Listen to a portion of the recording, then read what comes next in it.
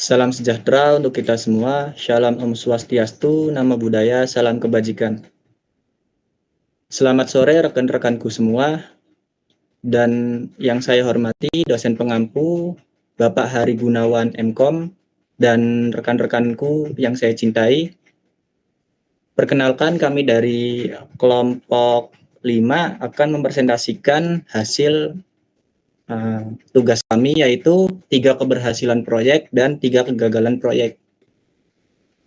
Awal mulanya yaitu dimulai sebagai Jerry dan David Guide to the World Wide Web, kemudian berganti nama menjadi Yahoo pada tahun 1995. Layanan utama Yahoo yaitu menjadi portal terkemuka dengan layanan pencarian, email, berita, keuangan, dan forum komunitas. Selanjutnya tentang portal internet terbesar atau pasar sebelum gagalnya Yahoo, yaitu adalah halaman utama bagi jutaan pengguna global, menyediakan layanan lengkap, pencarian, email, atau disebut juga Yahoo Mail, berita Yahoo News, dan chat Yahoo Messenger.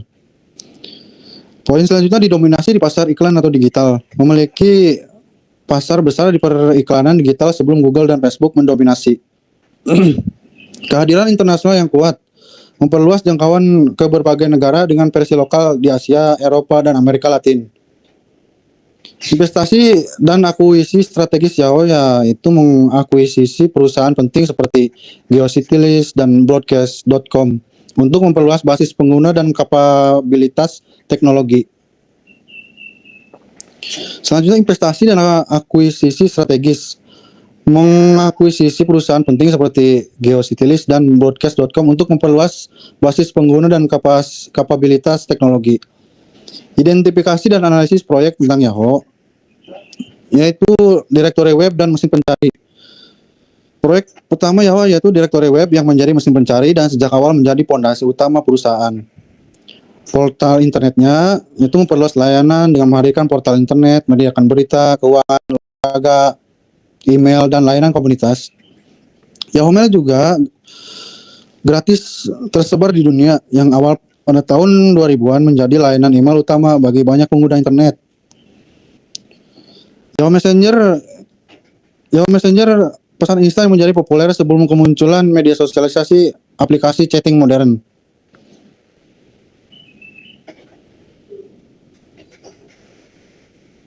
Next.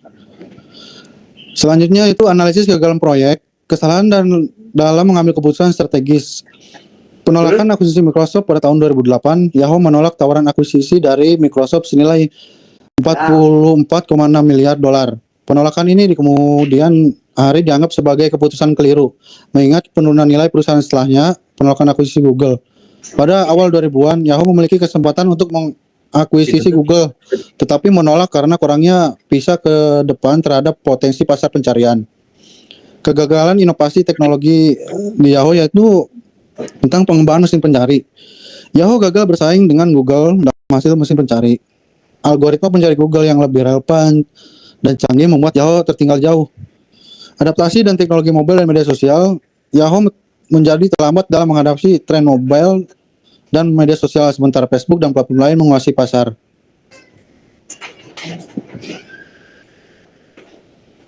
Baik, terima kasih Ana Surana. Selanjutnya dilanjut oleh Sonia. Baik, terima kasih. Selanjutnya yaitu ada akuisisi yang tidak efektif. Geocities dan Broadcast.com yaitu mengakuisisi platform seperti Geocities dan Broadcast.com dengan nilai besar, tetapi proyek-proyek ini tidak memberikan keuntungan yang signifikasi. Berikutnya, kepemimpinan yang tidak konsisten. Pergantian CEO dan strategi yang sering berubah menyebabkan Yahoo kehilangan arah. Yang jelas, Marissa Mayer, mantan eksekutif Google yang diangkat sebagai CEO pada 2012, mencoba berbagai strategi baru, namun hasilnya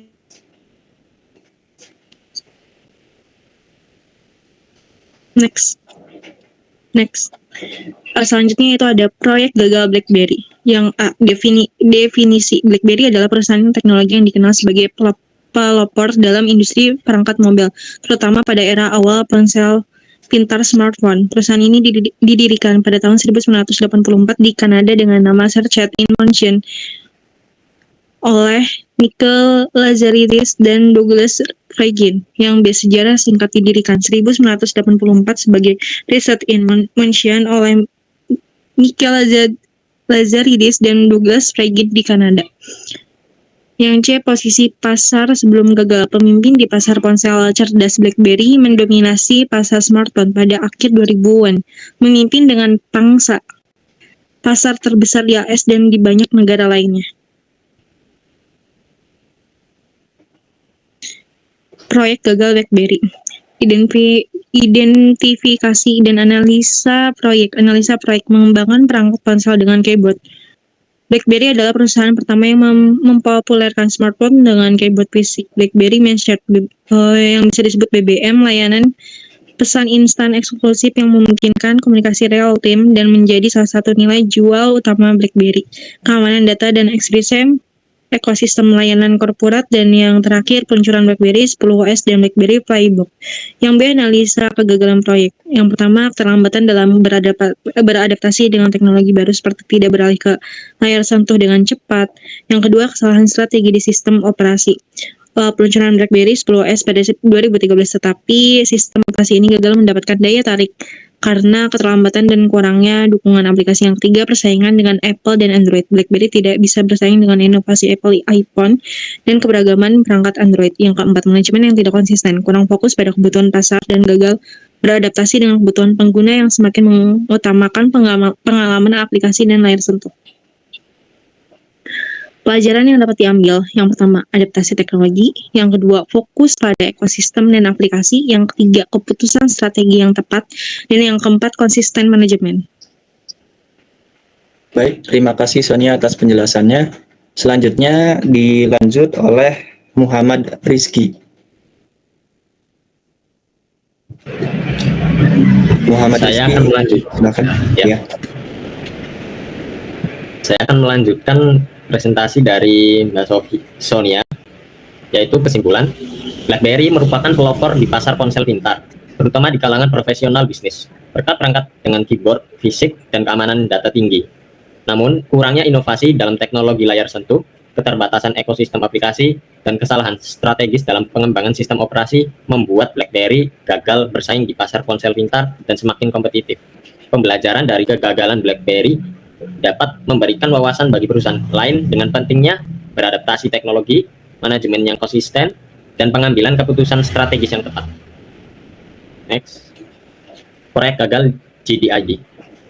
Definisi, GDID adalah perusahaan e-commerce Indonesia yang merupakan anak perusahaan dari JD.com, perusahaan e-commerce terbesar di Cina. GDID beroperasi di Indonesia sejak November 2015, namun layanannya tutup secara permanen pada 31 Maret 2023. Secara singkat, awal mula didirikannya.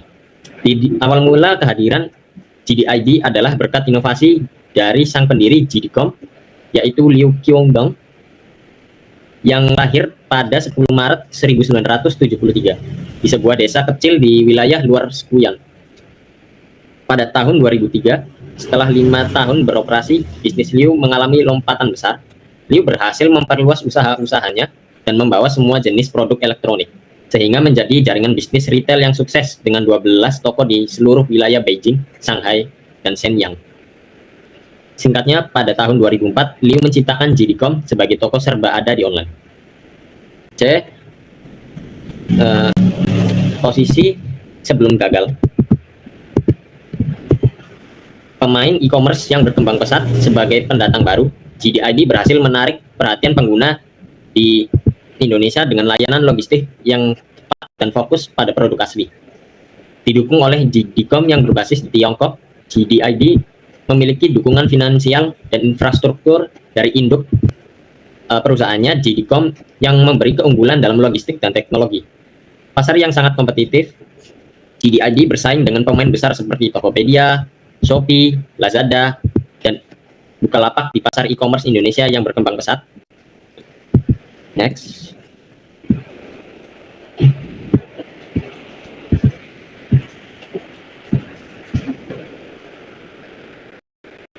Next. Nice.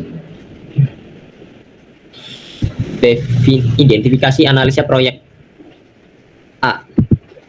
analisa proyek. Platform e-commerce terpercaya dengan jaminan produk asli. GDID fokus pada produk yang berkualitas tinggi dan terjamin keasliannya. 2. Sistem logistik terintegrasi dan cepat. 3. GDIDX, platform yang memungkinkan para penjual pihak ketiga dalam kurung third party seller untuk menawarkan produk mereka melalui GDID.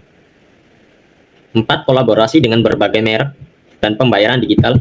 GDID mengadakan kerjasama dengan berbagai merek besar dan penyedia layanan berbayar digital untuk memudahkan transaksi dan meningkatkan kepercayaan konsumen. 5. Ekspansi produk dan layanan keuangan. GDID juga menyediakan layanan keuangan untuk menarik lebih banyak pengguna. B. Analisa kegagalan proyek. Tutup karena beberapa alasan, diantaranya kerugian besar sejak tahun 2022. GDID mengalami kerugian yang cukup besar. PHK massal. Sebelum pengumuman resmi tutup, GDID melakukan PHK ratusan karyawan. Persaingan ketat. GDID tidak mampu bersaing dengan pasar lainnya yang menjual produk bervariasi dengan harga lebih murah. Model bisnis, GDID hanya mengandalkan promosi dan diskon secara terus-menerus kepada konsumennya, sehingga menyebabkan kejenuhan. Perilaku konsumen, menurut ahli ekonomi Universitas Surakarta Agus Rihard Moko, ada value antara penjual dan pembeli yang tidak bisa digantikan oleh e-commerce, yaitu touch langsung. Kesimpulan dan pelajaran. Kesimpulan, GDID memasuki pasar e-commerce Indonesia dengan menawarkan jaminan produk asli dan sistem logistik yang terintegrasi. Meskipun memiliki keunggulan dalam kualitas produk dan dukungan dari GDCOM, GDID mendapati tantangan besar dalam persaingan dengan platform e-commerce lokal seperti Tokopedia dan Shopee. Kurangnya diferensiasi yang kuat dan tantangan dalam adaptasi dengan kebutuhan konsumen Indonesia menjadi faktor utama yang menyebabkan penurunan dan akhirnya penghentian operasional GDID di Indonesia. Pelajaran dari kegagalan GDID dapat menjadi panduan bagi perusahaan lain untuk lebih memahami dinamika pasar lokal. Dan yang penting, strategi fleksibel yang berorientasi pada kebutuhan konsumen. Pelajaran yang dapat diambil. Belajar dari pengalaman GDID, tampaknya memang betul di fase inilah bisnis kita harus memiliki grafik naik stabil. Percuma saja viral atau sukses di awal, kalau bulan-bulan berikutnya tidak bisa mempertahankan audiens untuk kembali ke brandmu. Baik, terima kasih Muhammad Rizky. Selanjutnya dilanjut oleh saya sendiri. Proyek berhasil PT Telkom Indonesia. PT Telkom Indonesia, Persero Tbk, yaitu lebih dikenal sebagai Telkom Indonesia, adalah perusahaan telekomunikasi terbesar di Indonesia dan berstatus Badan Usaha Milik Negara atau BUMN. Sejarah singkatnya, berdiri pada 6 Juli 1965, Telkom awalnya bernama Perusahaan Negara Pos dan Telekomunikasi, PN Postel, yang mengelola layanan pos dan telekomunikasi di Indonesia. Kemudian pada tahun Perumtel berubah menjadi Persero dan diberi nama PT Telekomunikasi Indonesia atau Telkom. Kemudian pada 1995, Telkom melakukan penawaran saham perdana di Bursa Efek Jakarta, sekarang Bursa Efek Indonesia, dan di Bursa Kaca Internasional. Kemudian pada tahun 2000-an, Telkom mulai fokus pada layanan internet dan telekomunikasi digital. Identifikasi proyek, tantangannya yaitu yang dihadapi infrastruktur geografi, di mana Indonesia banyak sekali daerah-daerah di pegunungan ataupun kepulauan, dan ada pula di perhutanan. Selanjutnya, logistik dan distribusi. Mengirim peralatan dan materi jaringan ke daerah terpencil memerlukan waktu dan biaya yang tidak sedikit. Selanjutnya, dengan iklim tropis seperti gempa bumi, banjir, dan lainnya itu tidak dapat dipungkiri. Selanjutnya ada penerimaan masyarakat dan regulasi, sosialisasi dan edukasi masyarakat terkait penggunaan internet, dan keuntungan transformasi digital memerlukan waktu. Keberhasilan atau faktor keberhasilan Telkom Indonesia. Yang pertama yaitu infrastruktur yang luas dan berkualitas, di mana mencakup jaringan yang luas, fiber optik, seluler, satelit, dan data center. Kemudian ada transformasi digital dan inovasi teknologi, seperti layanan digital cloud computing dan center layanan digital finansial. Kemudian ada fokus pada pengembangan layanan digital. Kemudian ada kemitraan strategis dan ekspansi internasional. Kemudian ada dukungan pemerintah dan status sebagai BUMN. Kemudian ada keberhasilan dalam mengelola SDM dan budaya inovatif. Dan yang terakhir ada pengalaman dan kepercayaan konsumen. Kesimpulannya yaitu dengan fokus pada pengembangan layanan digital dan kemitraan internasional, Telkom berhasil membawa perusahaan signifikan dalam meningkatkan akses dan kualitas telekomunikasi dan digital di Indonesia. Pelajaran yang dapat diambil yaitu pengembangan teknologi yang sesuai kondisi geografi Indonesia dan edukasi masyarakat menjadi kunci untuk meningkatkan adopsi layanan digital, sehingga proyek dapat berdampak luas di seluruh negeri. Kemudian ada proyek berhasil Tokopedia. Tokopedia adalah platform e-commerce yang berhasil di Indonesia. Berdiri pada tahun 2009 oleh William Tanuwijaya dan Leon Tinus Alpha Edison. Tokopedia beroperasi sebagai marketplace yang menghubungkan penjual dan pembeli secara online, memungkinkan pelaku usaha dari berbagai skala, terutama UMKM, untuk menjual produk mereka di platform ini. Tokopedia menyediakan berbagai kategori produk, mulai dari kebutuhan sehari-hari, elektronik, fashion, hingga kebutuhan rumah tangga. Sejarah singkatnya yaitu Tokopedia didirikan pada 17 Agustus 2009 di bawah naungan PT Tokopedia yang didirikan oleh William Tanuwijaya dan Leontinus Alpha Edison. Pada 6 Februari 2009, ya. Pada tahun 2016, Tokopedia menghadirkan produk teknologi finansial, dan pada 2017, Tokopedia meluncurkan produk Deals untuk membantu masyarakat Indonesia mendapatkan penawaran terbaik dari 8 kategori termasuk travel dan activity.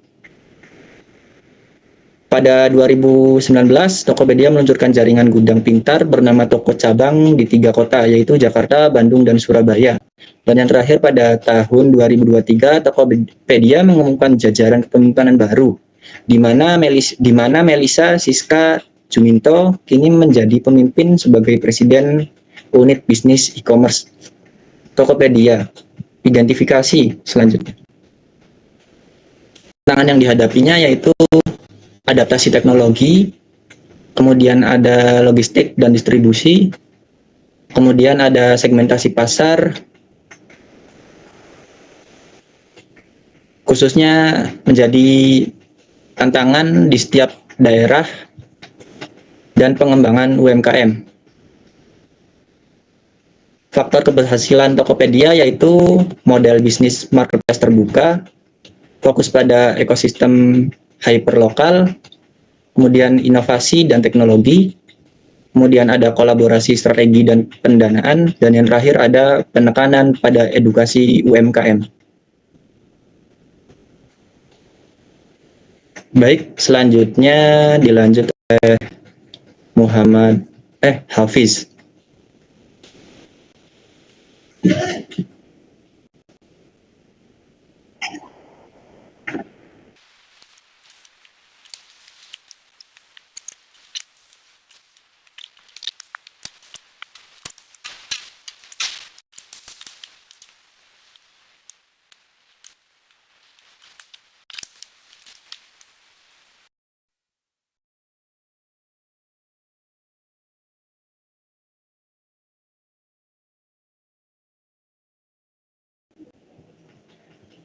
Baik, terima kasih Hafiz.